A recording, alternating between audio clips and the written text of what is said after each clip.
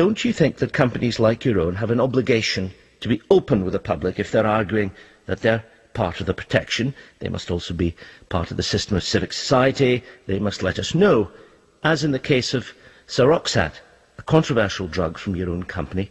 We should know everything.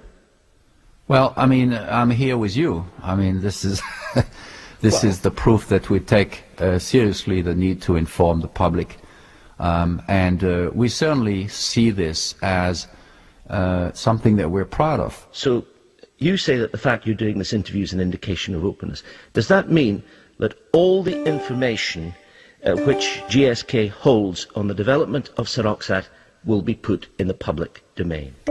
Well, first and foremost, you should know that those trials have been available on the web for quite a bit of time. We were the first company to put thousands and thousands of clinical trials on the web, even though nobody was asking. So I think that this company has been...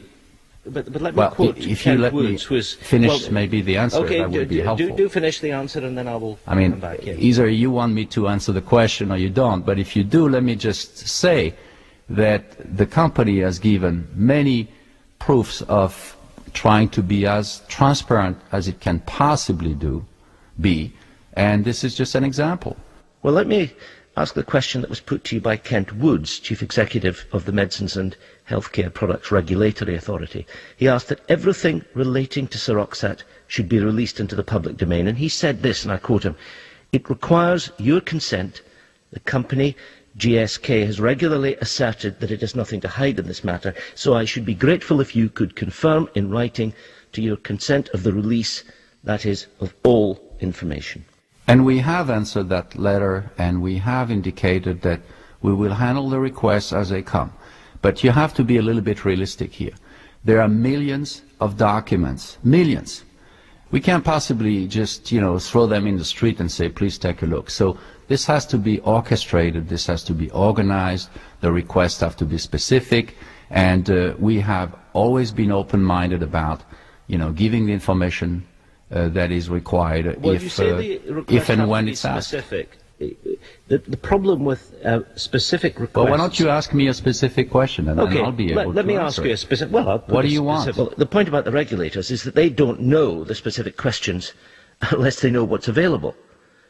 What they want to know is precisely how much the company knew and when about the probable or possible bad effects of Seroxat. And they're saying that everything that might pertain to that should be put in the public domain. That's a pretty simple question from them, not from me. And my question to you is, will you accede to that request? Well, let me answer the question. They've already seen it. I mean, for months and months, teams of dozens of people from this organization have gone through every file there is possibly on Paxil Seroxat and have been able to look at all this, and they have concluded, by the way, the company didn't do anything wrong, I remind you.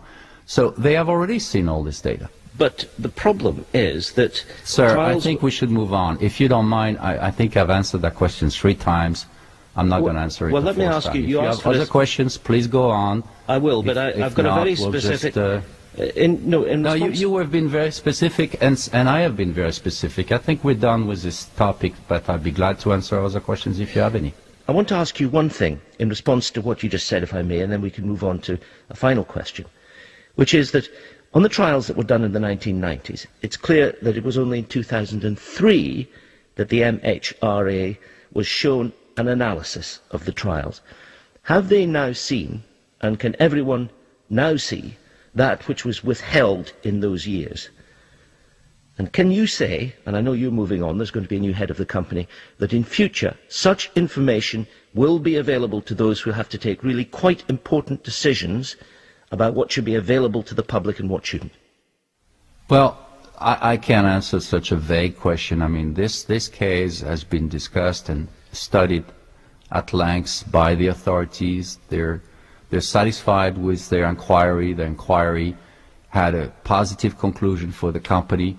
I think, you cannot talk about things that complicated in 2 minutes on an interview. But as far as the desire to be transparent, I think our record speaks for itself.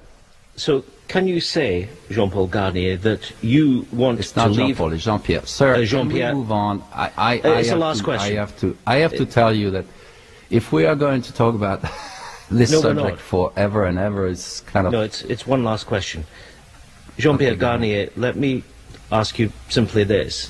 When you leave the company, do you believe that you're going to leave a company behind you which will, let's put it like this, be honest, so that that information which is released, which is asked for, that bears on the sir, I'm not safety... interested in answering this question. We have Why not? dealt with this subject. Thank you very much for taking the time to hear about pandemic, and I wish you the best. Goodbye. And you, goodbye.